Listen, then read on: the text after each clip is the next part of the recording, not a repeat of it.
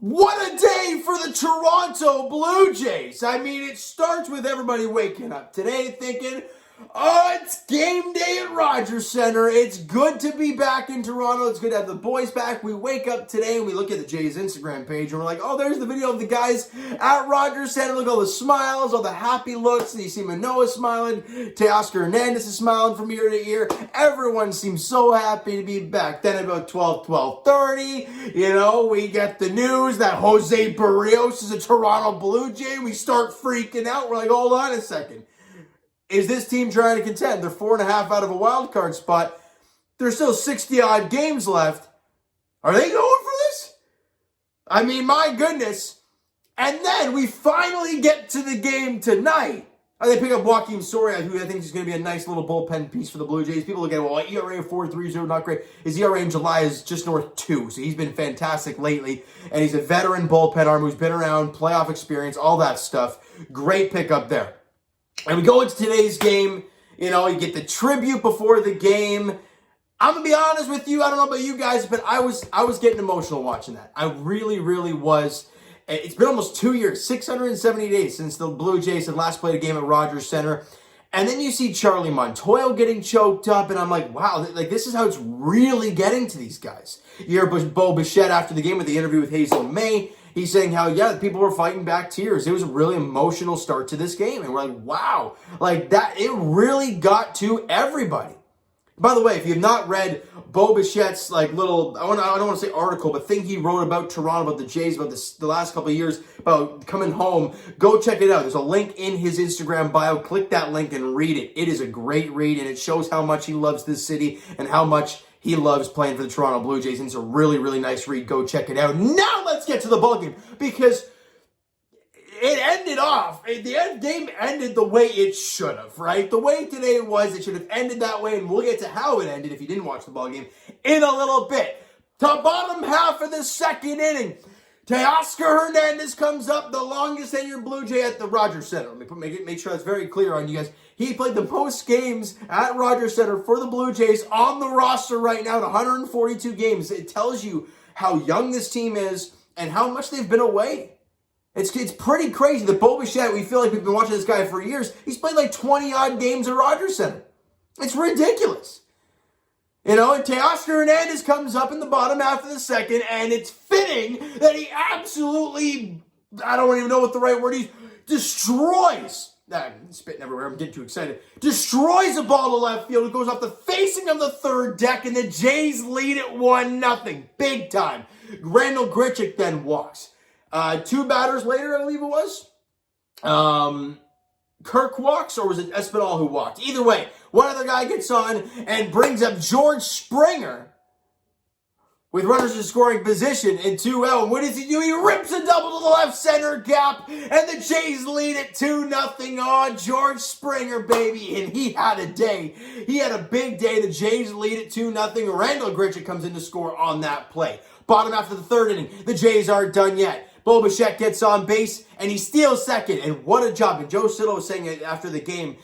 The way Bo Bichette took that base and went from second to home, just masterful. The way he was, slowly continue to move. Don't move a lot. Keep your feet moving, and bang, you're gone. And even Salvador Perez couldn't throw him out at second. That tells you how good of a jump he got, and that tells you how ready to go he was. Then, Gurriel rips a single to left field. Meanwhile, Bo Bichette, before they even pitch is thrown, he's bouncing off. Then he gets hit, and he's gone because there's 2 out. Gurriel gets the base hit. Bo slides in head first safely, looking like Kevin Pillar out there. 3-0 Blue Jays lead. All right, good stuff. Top half of the 5th inning. Nicky Lopez then triples off of Ross Stripling. Gerard Dyson comes in to score, making it a 3-1 ball game. And then in the top half of the 6th inning, Salvador Perez goes deep, and it's a 3-2 game. And Jays fans instantly like, okay, it's been a great start to the day, but we're instantly having flashbacks to blowing leads. That's got to change, fellas. Bottom half of the second inning, the Jays are like, all right, enough of that nonsense. Marcus Semien, the bases loaded, nobody out. He hits into a double play, but a run scores, making the 4-2 game. We all kind of felt a little bit of a breath there at that point, but we still wanted more. And Bo Bichette, with a guy at second and 2 out, comes up. And I didn't realize this. With runners in scoring position, this guy's hitting over 400. It was 432 before this hit. That's ridiculous. and he crushes the ball to the right center cap, and it just has enough to get out of the ballpark. A 2-run bomb for Bo Bichette, and the Jays now lead it. It is 6-2. We're feeling a lot better now. Bo goes deep. Teo goes deep. Stripling has a pretty good start. And now you want to close this game out strong. Well, top of the 8th inning, Whit Merrifield, it's a single. Nicky Lopez comes in to score, but it was really an error from Bo Bichette on the throw to first, and then no one's covering home because Reese McGuire's covering the throw to first base. No one covers home plate. Nicky Lopez goes to third on the error from Bichette, but then realizes there's nobody at home, and he runs home and slides in safely with no throw. And that is just a nut.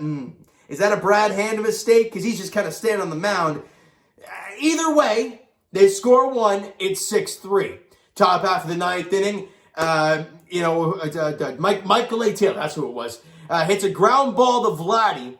He gets thrown out at first base. A tough play, and Romano scared the living snot out of me.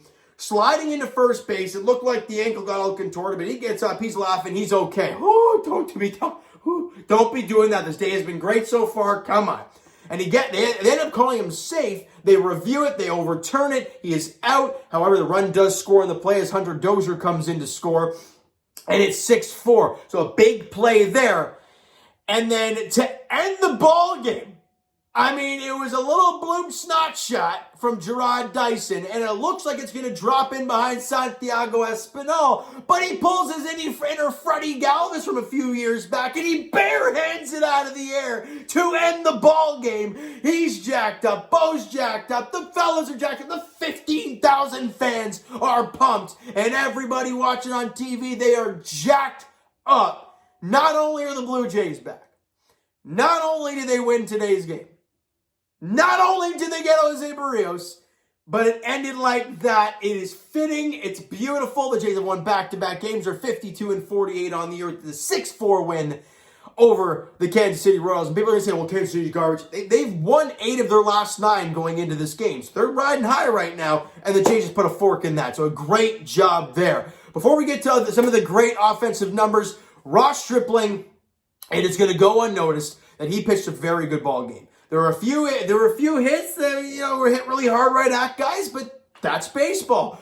5 1/3 innings for him, 4 hits allowed, 2 runs, 1 strikeout, and 1 walk. Again, 4 hits allowed in 5 1/3, and you only allowed 2 runs over 5 1/3. I will take that any day of the week from really our number 5 starter. So a great job from Ross Stripling, and in my opinion, the unsung hero of this game, and no one's going to talk about, is Tim Mesa. That guy went out there and got out after out after. He threw like 13 pitches. He got 5 outs. He went an inning and 2/3. No hits, no walks, and 2 strikeouts. And he came into that ball game right after the Salvador Perez home run to make it a 3-2 game. He gets the next 2 to end the inning, goes out in the next half, and goes 1-2-3.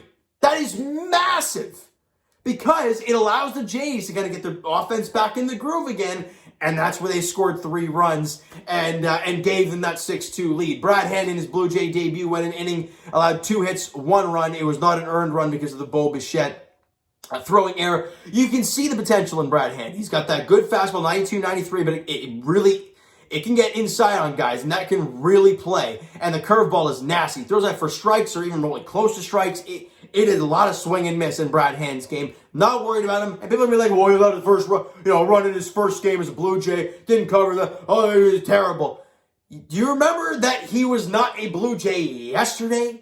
And he just got activated today? And here he is in the ball game. Like, just give him a little bit of slack. Jays fans, remember Daniel Hudson when he was a Toronto Blue Jay in his very first outing for the Jays? The extra innings home run against the Detroit Tigers, and we're all like, this guy's terrible. He's useless. And he was bad for the first few outings. Then he became a really dominant reliever the rest of the way, ended up getting dealt to the Nationals at the deadline, leading to a World Series as he was the flipping closer. Brad Hand gave up 1 run in his debut with the Blue Jays, but he did show signs of what he can be, and that's what I wanted to see. And Jordan Romano went 1 inning, allowed 1 hit, 1 run, and a strikeout. You know what? He was good. Picks up the save, and the Jays pick up the W. In the end, that's all that matters. You hang on to the lead. You win a ball game. And I don't care if the Yankees are doing, the Red Sox are doing, the Rays are doing, the Oakland A's are doing right now. enjoy this one, Jays fans, because it was an emotional day, an emotional game. Enjoy it. Enjoy the Barrios deal, or at least getting Barrios. Maybe not getting rid of Martin and Woods Richardson, but enjoy Jose Barrios, bringing him in, because it seems like he's going to be starting for us. It looks like on Sunday. You have Alek Manoah going tomorrow and Barrios on Sunday. Oh, heck yeah. Or do you push Barrios back maybe one more day and have him face Cleveland rather than Kansas City? That's something they probably want to look at moving forward. But either way, Barrios, Toronto Blue Jay, the boys are home. The boys are buzzing, and they got a victory today. All right? Here we go. Here's the offensive stats. George Springer, like I said, he had a day. 3 for 4 in the ballgame. I'm thinking he had 2 doubles or 3 doubles. I think at least 2 doubles. A run scored, an RBI. Big day at the top of the shop for George Springer. Vladdy went 1 for 3 with a walk. Bo Bichette went 2 for 4, scored 2 runs, 2 RBIs on the home run that he hit. Gurriel went 1 for 3 with an RBI and a walk. And Alejandro Kirk went 1 for 2 with a walk in the ball game. So a great day in the office offensively for the Blue Jays. They got key runs, key knocks when they needed to. They had a couple 2-out knocks, and that's why this team is so damn good. They can get hits with runners in scoring. They're one of the top teams in the bigs with hitting with runners in scoring position. And today, they had a few of those hits with 2 outs. So massive job for the Blue Jays today. Now, moving on to tomorrow's ball game, because there is another one. 3:07 first pitch there at Rogers Center. It's going to be an afternoon game. I don't know the weather. It might be open dome. Either way, Mike Minor gets the start for the Kansas City Royals. He's near 5.8 something, and we've actually seen him before, so maybe a sign of things to come. I don't know. And on the mound for the Blue Jays, and you know he is going to be pumped. Alek Manoah gets the ball in his first start as a Blue Jay at Rogers Center. 15,000 open dome. Manoah's going to be there. He's going to be pumped. I'm going to try to get my work done as fast as possible to get home as fast as I can to watch that ball game. But Alek Manoah, I'll say it again, guys. Had an opportunity to talk to this guy before the season got going. Super nice guy, super humble dude.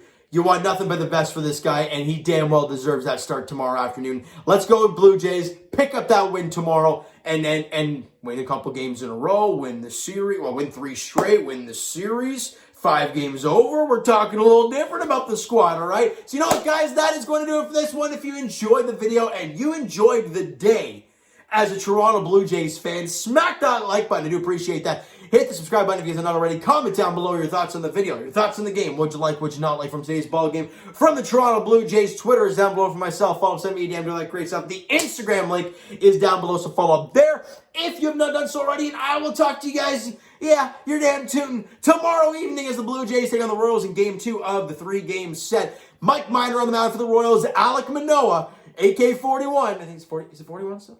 I might have butchered that. Either way, Alek Manoah gets the ball for the Blue Jays. 3:07 first pitch there at Rogers Center. It's still nice to say. Thank you guys so much for listening and watching. I hope you enjoyed the video. We'll talk to you guys then.